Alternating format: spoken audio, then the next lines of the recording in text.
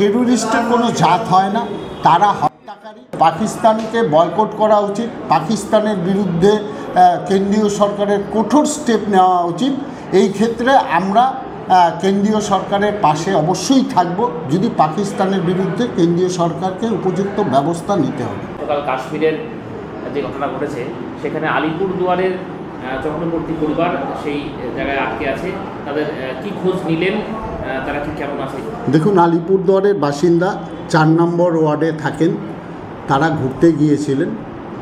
তাদের সঙ্গে আমার কিছুক্ষণ আগে এবং তার আগেও আমার সঙ্গে ফোনে যোগাযোগ হয়। তারা এখন সুস্থ আছে, ভালো আছে। তারা এখন সেই পাহেলগাঁও থেকে ফিরে তারা শ্রীনগরে এসছেন এবং আমার সঙ্গে যা ফোনে কথা হলো, ওরা খুব সম্ভব রোববার দিনের মধ্যে আলিপুরদুয়ারে ঢুকবেন। আমি তাদের মধ্যে ভয়ের একটা আতঙ্কের একটা আছে, ভয় আছে।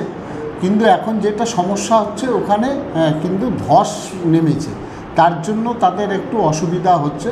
তা আমি খোঁজ নিলাম যে তার এখানে বাড়িতে কেউ আছে কিনা, কোনো দরকার আছে কিনা। সঙ্গে সঙ্গে যদি কোনো দরকার বা কিছু থাকে আমি বলেছি আমাদেরকে নির্দ্বিধায় বলতে, আমরা সব করে দেব।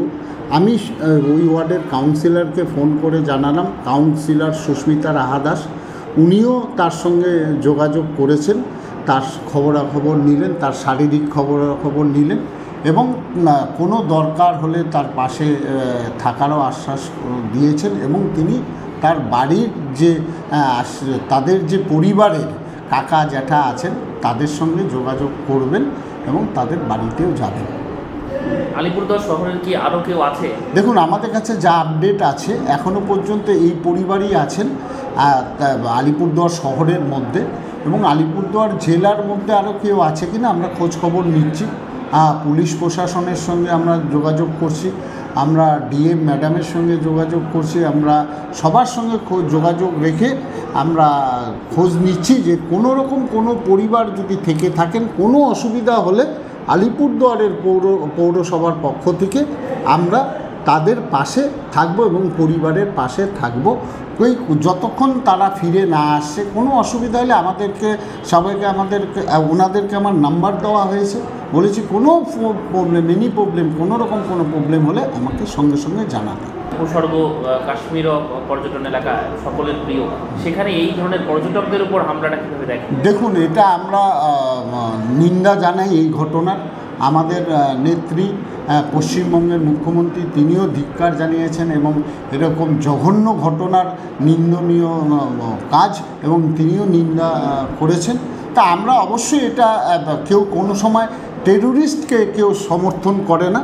আমরা টেরোরিস্টকে যাতে এরকম ঘটনা ভবিষ্যতে না ঘটাতে পারে, এরকম নিরীহ মানুষের প্রাণ যাতে না যায়, তার জন্য উপযুক্ত ব্যবস্থা যাতে আগামী দিনে সরকার গ্রহণ করে, যেই রাজ্যেই হোক না কেন সেই রাজ্যের সরকার যাতে গ্রহণ করে, তার জন্য আমরা বলবো যে এরকম ঘটনা যাতে না ঘটে।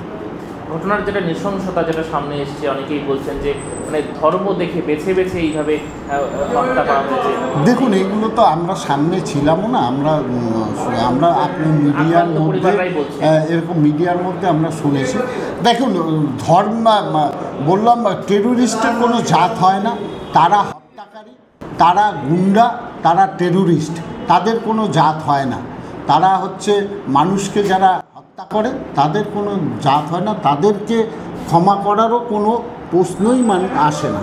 সকল মানুষের কেউ এটা সমর্থন করে না, কিন্তু এটা আগামী দিনে তদন্ত হওয়া দরকার।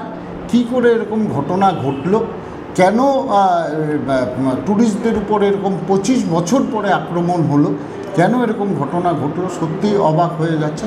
এখানে আগামী দিনে এর তদন্ত করে বের করতে হবে কেন, কার দুর্বলতা ছিল, কী কারণে এরকম দুর্ঘটনা ঘটে। পাকিস্তানের প্রতি দেখুন, পাকিস্তানকে বয়কট করা উচিত, পাকিস্তানের বিরুদ্ধে কেন্দ্রীয় সরকারের কঠোর স্টেপ নেওয়া উচিত।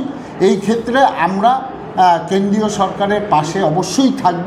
যদি পাকিস্তানের বিরুদ্ধে কেন্দ্রীয় সরকারকে উপযুক্ত ব্যবস্থা নিতে হবে।